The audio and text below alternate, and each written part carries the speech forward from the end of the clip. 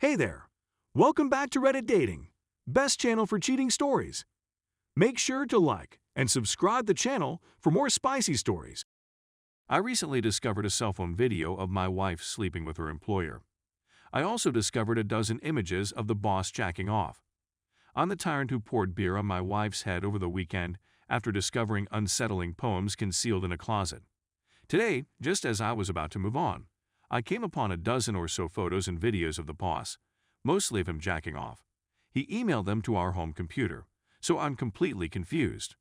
I'm now attempting to come up with something fun and intriguing to do with these. Any suggestions? He works for a huge, well-known corporation. Update. We've been married for 15 years and have 2 young kids. I basically told her she could stay in the house and that I'm not going to file for divorce right now. My wife is in excruciating pain right now. She's been subjected to a never-ending barrage of verbal abuse from everyone.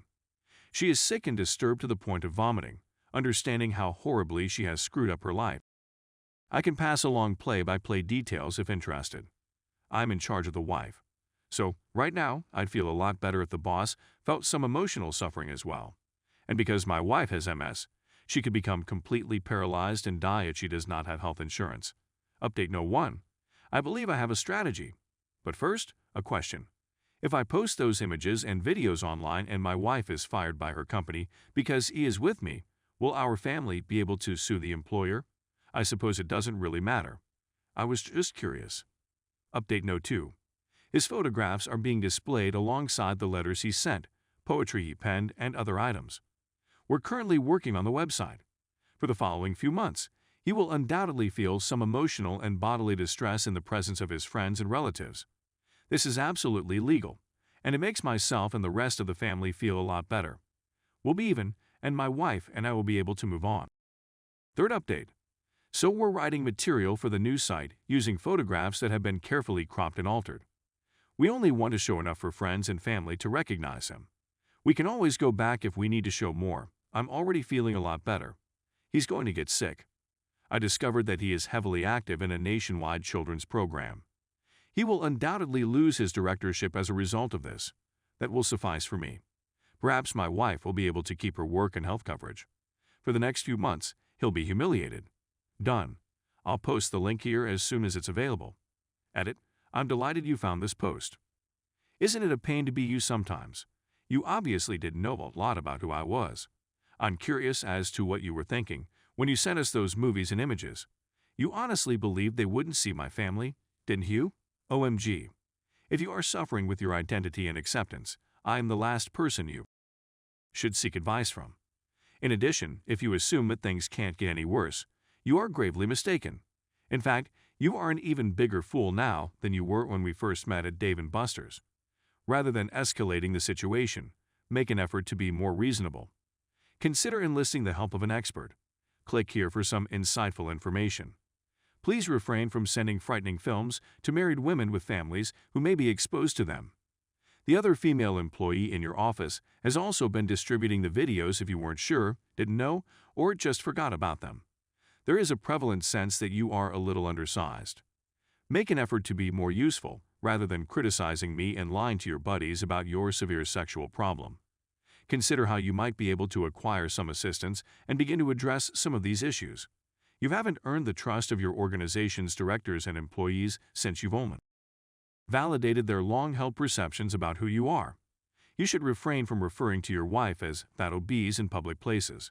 When we hear something like that from you, it only serves to cement our perception that you are lacking in manners. Threats made by you to my wife in November were captured on tape and transcribed for your benefit. Google Voice is awesome.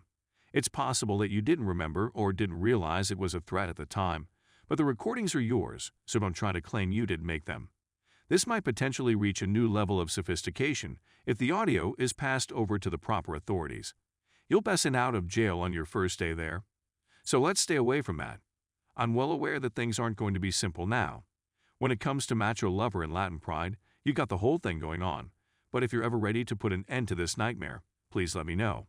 I'll see if I can come up with something. Story number 2. My wife cheated on me with her ex at our house on the night I planned to propose. I'm at a loss on where to begin.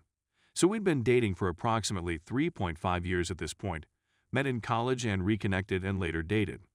I had been working late all week because the business in which I work is experiencing a busy period. But today, I worked particularly hard to get out of the office by 6:30 or so to propose to my girlfriend. I had been debating when to propose and concluded that last night would be the ideal time because I couldn't wait until after the busy season was over to ask her to marry me. I went to the best restaurant in town and picked up my takeout order. As soon as I came out of the workplace, I was fortunate in that I was the first phase back in the office. After dinner and my proposal, I even went out and rented the movie Tenet for later that night. So I pull into the parking garage and enter. When it came time to unlock the door, I heard some decent music playing, and I believed she was planning a surprise visit. I was correct. I stroll into the restaurant, set the takeout bags on the counter, and walk out the door to the parking lot. When I open it, there's a guy, her ex, according to her, pleasuring in SFW terms, my girlfriend inside. I didn't know what to make of the situation at the time. I anticipated today would be a regular day of being overworked for 65 hours a week at work, followed by a surprise visit from my wife at her house. To be quite honest, I have no recollection of what I said or did. All I recall is her saying, "OMG, OMG, OMG, you weren't meant to come back. I'm sorry, blah blah blah," and then disappearing. The next thing I know, I'm in my car, driving over to my work partner's house, where I'll spend the next few hours sobbing as I explain my complicated stay-at-home proposal notion to him. All weekend, up until I just returned, he graciously allowed me to crash on his couch. Throughout the weekend, she had been spamming my phone to the point where I simply contacted her and said, "You need to be gone Monday," and then banned her number. Even for me, this was a serious setback, but I have zero tolerance for dishonest individuals. I'm in a lot of discomfort. That I've wasted nearly 4 years with this girl only to have it end in this manner makes me feel a little bad about myself. So it was the end of me. I've returned to my flat, and she's been beating on my door, merely demanding to speak with me, which I politely deny. We have mutual contacts who have tried unsuccessfully to encourage me to speak with her, and I have rebuffed their attempts. I recently spent the majority of my savings on this ring, and now I'm not sure what to do with it. It's a bizarre situation. My lease is soon to expire, therefore I'm considering moving elsewhere and applying for jobs in a different location. I'm just not able to deal with this mental baggage any longer. I anticipated today would be a regular day of being overworked for 65 hours a week at work, followed by a surprise visit from my wife at her house.